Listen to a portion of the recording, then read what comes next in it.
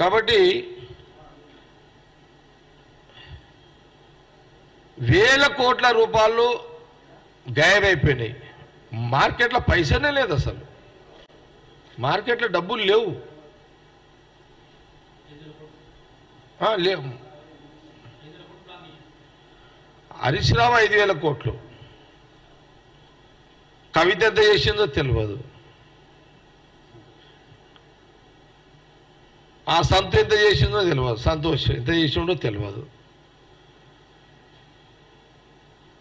కాబట్టి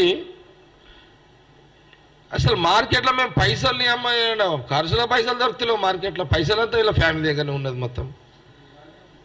ఇదే విచిత్రంగా ఉన్నది తెలంగాణలో, నిజము. అసలు మనం రియల్ ఎస్టేట్ చేసి 4 రూపాయలు చూద్దాం రా అంటే మన పైసలు దొరుకుతలేవు. వీళ్ళు కుప్పలు సంచులల్లో గోనె సంచులల్లో ఆడబెట్టేసారు, ఏ గుహలో పెట్టారు. ఎంత విచిత్రమైన 9 ఏళ్ల పరిపాలన.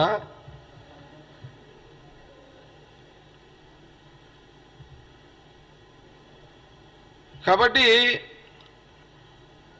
ఈరోజు తెలంగాణ ప్రజలు కోరుకున్న ప్రజా పరిపాలన కాంగ్రెస్ పార్టీ